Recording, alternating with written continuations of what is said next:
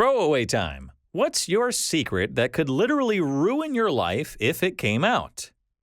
Story 1. When I was 15, my parents were going through a divorce. My mom worked night shifts, and my dad was living with a friend of his. One night, my sister, who was 19 at the time, came home pretty drunk from a party. She was acting goofy and fell on the couch next to me. She started grabbing my leg and laughing, and we started fondling. We ended up wrestling right there. When we woke up the next day, she couldn't remember anything that had happened last night, so I kept my mouth shut. Fast forward to when I was 18. Sister is home from college, and dad is over for a visit. They get into an argument, and in a fit of rage, my dad, who's a very religious person, said how he has never forgiven her for the abortion she got when she was 19, and subsequently killing his grandchild. I then realized the baby she aborted was in fact mine, and as far as I know, I am the only one who knows since she has never mentioned that night.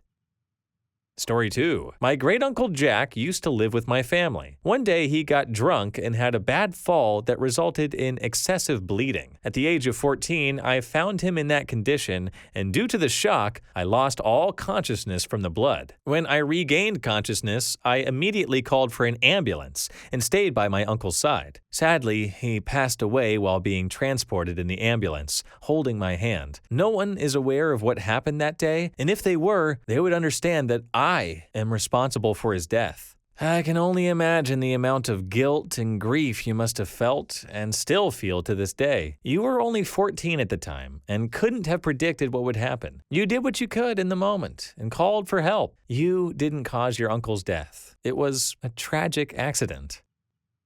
Story 3. I used to please myself a lot. When I was 10, I had a technique where I finish into a sock, wash it, and quickly dry it. I couldn't leave it hanging outside or use a dryer, or my family would have seen it and probably smelled it. So I put it inside my gas heater unit. Unfortunately, my sock caught fire inside the unit, blew it up, and set my house on fire. My brother was the only one home at the time, and he managed to survive, but the house did not. For 5 years, we lived in caravan parks while we waited for confirmation that the fire was not arson, so we could receive an insurance payout. We eventually did and scraped together the money to start rebuilding the house. The house is still being rebuilt to this day, and it shames me every time I visit my parents living in a tiny mobile home where my backyard once was.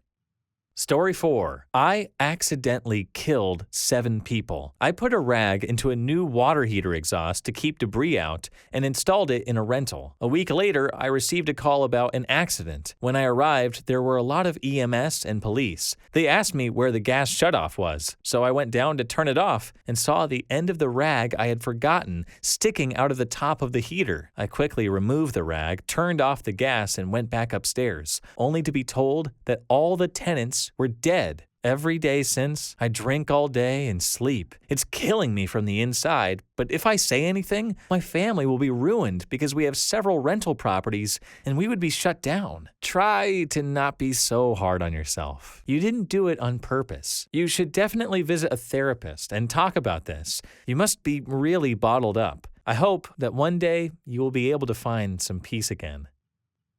Story 5. Not life-ruining, but it makes me feel terrible every time I think about it. I have a blind brother, and when we were young, I used to get frustrated with all the extra attention he received and the added responsibility I had as his sibling compared to my peers. So when my brother and I would go play, go to the store, or anywhere without adults, I would abandon him in unfamiliar places and watch as anxiety set in as he tried to figure out where he was and what was happening. Additionally, as a child, I was very intelligent and knew that was my ticket to attention. When helping my brother with his homework, I would purposely teach him the wrong answers, just so I could remain the smarter sibling. Today, my brother is my best friend. He attends college and lives on his own, and he has become one of the most intelligent people I know. I'm trying to make it up to him now by being the best big sister I can, but I still feel guilty for how I treated him in the past. I immediately called my brother after posting this and reached him while he was still on his way to a study group. I expressed my guilt to him, and he laughed, understanding how challenging it must have been for me. He told me that all the good things I have done as a sister far outweigh any wrongdoings, and that he loves me more than anything.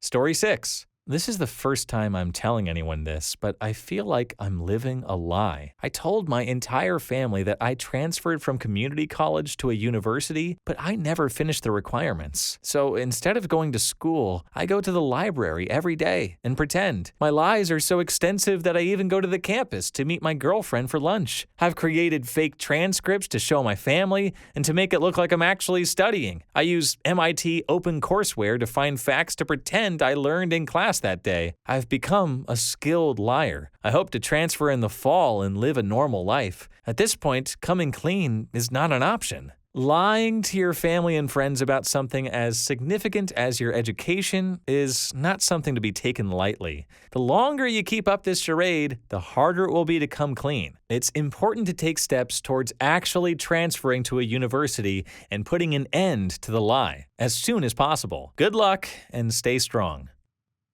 Story 7. My daughter turns 5 next week, and if anyone were to find out the truth about her parentage, I could potentially lose her forever. Growing up in foster care, I never knew my parents or siblings. During my senior year of high school, I met an older man, and we dated for almost a year, leading to my pregnancy about 7 months into the relationship. One night, while we were watching TV, we discussed our real parents, and it turned out that the man I was seeing, the father of my daughter, was my half-brother. We shared the same mother. Our relationship didn't last, and he's not involved in her life by his own choice. My daughter is incredibly smart, beautiful, and well-rounded. She will never know the truth, as her father and I have made a pact to keep it from her. I just hope she never needs a kidney or anything of that sort. Reading about people who knowingly slept with relatives they grew up with makes me feel slightly less horrible about my situation, but I still feel guilty about the circumstances. Story 8. When I was 13, during the summer before I started high school, I was physically shamed by a guy who dragged me into an alley, backed me into a corner so I couldn't escape, and even if I tried to, I couldn't have because he was taller and stronger than I was, and pulled my pants down. I tried to draw attention to where I was because I'd gone over to a guy's house with my friend because she liked him, and when we went, he just happened to have a friend there to hang out with me while they went off and did whatever. Anyway, I tried to shout and make as much noise as I could, and the guy goes, "This would be easier if you were laying down," and tried to force me to the ground. Thank God my friend finally shows up and goes, "Oh my God, my name, what are you doing?" And the guy obviously doesn't go, "Oh yeah, no, I was trying to violate her, this was my idea," but instead goes, "She was trying to frick me," and then he just walked away. My friend doesn't believe me when I tell her he dragged me into the alley because she disappeared well before anyone could see him pulling on my arm with both hands and me trying to resist it as much as I could. Story 9. I once helped out a female friend's family by taking care of their cat for a week. Every day for a week, I would go over there and snoop around their house. I found my friend's diary and proceeded to read the entire thing. I used this information to get her to like me, and she's currently my wife. Reply 1. This is literally the juiciest secret for some reason. Not totally bland, but not overly obscene. Probably because this is something I could actually picture any person doing if given the chance.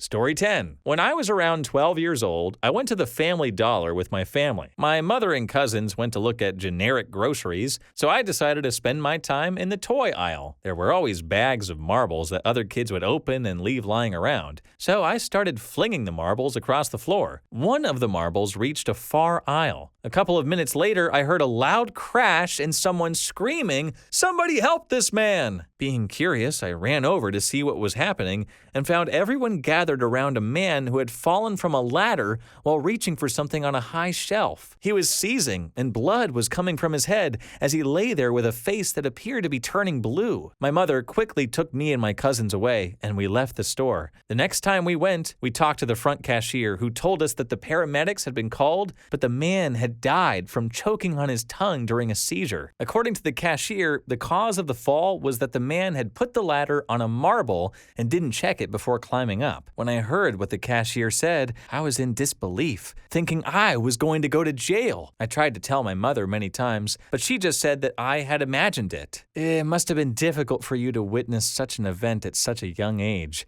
This man's death from choking on his own tongue during a seizure is so unexpected and sad. And the fact that the cause of the fall was a simple mistake like putting the ladder on a marble just adds to the tragedy. Don't blame yourself. You were a kid and you had no idea anything bad could happen. I recommend you visit a therapist and talk about this and get some advice from a professional. Story 11. I lost my job a couple of years ago and hit an all-time low. I took a low-paying job at a grocery store. When I found out my wife was pregnant, I thought the best thing for her and the baby would be for me not to be around anymore. On my last day, I planned to end my life, but my wife told me that our baby was the size of a sweet pea. I smiled and acted happy, but inside I knew I would never see that sweet pea. One morning, near the end of my shift at the grocery store, I was standing in the frozen food department and was close to tears. I closed my eyes and asked myself what the point was. It was time to end this. Then I heard someone loudly yell my wife's name twice. I looked over and saw a woman who happened to have the same name as my wife. I thought, okay, just a coincidence. But then I looked down and saw that she was holding a box of sweet peas. I started crying and went home. I told my wife everything and sought the help I needed. Today, our sweet pea is 2 years old and has a sister on the way. I live my life for them, and they saved me. Just remember that no matter how bad it gets, there are people out there who love you and want to help. Don't be afraid to ask for help. Story 12. This wouldn't ruin my life, but back in middle school, my friend and I were standing outside while our street was being repaved, and we noticed that the workers had all left for lunch, and my friend said, "Hey, let's go sit in the steamroller." Being young and dumb, we did. We went and realized the keys were still on, and my friend said, "Hey, let's drive it." Having never driven a steamroller, we didn't know that it's the back that turns, so he started it up, and we started going down the street. He was driving, and I was just riding along. But the next thing I know, we were losing control and crashed into an old man's living room. He was sitting there watching TV. All we could do was run, so we booked it and left. I told my parents I was over at a friend's house, and we didn't come back to our neighborhood until later on. Come to find out, the cops had been going house to house looking for us. My parents were like, "What stupid kid could have done this?" The old man whose house we crashed into only got a basic description of my friend, but not me. There were wanted posters with a $20,000 reward for my friend, but the picture looked nothing like him. After about 3 months, the posters went away, and we were never caught. Story 13. I faked my college education for the last 2 years. Due to the immense pressure from my parents, I couldn't handle it and was suffering from severe depression and anxiety. To cope, I lied to everyone, creating fake transcripts and pretending to have graduated. I was fortunate enough to land a job in my desired field through a friend who recommended me and hired me as a subordinate. Although this company only hires college graduates, my credentials were never double-checked. I will have gained enough experience at this prestigious company to secure a position based solely on my experience. I am actually good at my job, but I fear that someday my lie will be uncovered. I've kept this secret for a decade and can't bring myself to tell anyone, even those I love. It's a relief to finally be able to say it out loud. This is a heavy confession, and I hope you know that there are people who care about you and would support you no matter what. It takes a lot of courage to admit to something like this, especially when it's something that has the potential to completely derail your life and career. I hope you're able to find some support and help. You were just trying to cope with some really tough challenges. Story 14. My father never had anything other than boys, and my mother always wanted a girl. Try as they might, they just had tons of boys. When I was 6, they adopted a girl of also 6. Everyone was pleased, and she was quickly included into the family by everyone, and we all took an immediate shine to her, especially me. We started playing doctor at 9. This progressed to fooling around by our early teens and into actual wrestling shortly after. We're both over 30 now. We would wrestle whenever we see each other, and we also like to pretend we are twins when we do it. We've both had our shares of girlfriends and boyfriends, but we always kept it up even while in those relationships. She's actually married now. We still wrestle about 2 times a month, more when the family gets together for holidays. I can't even imagine the bricks that would be shat if anyone ever found out. It's been close a few times, especially when we were younger, but nobody's ever caught on.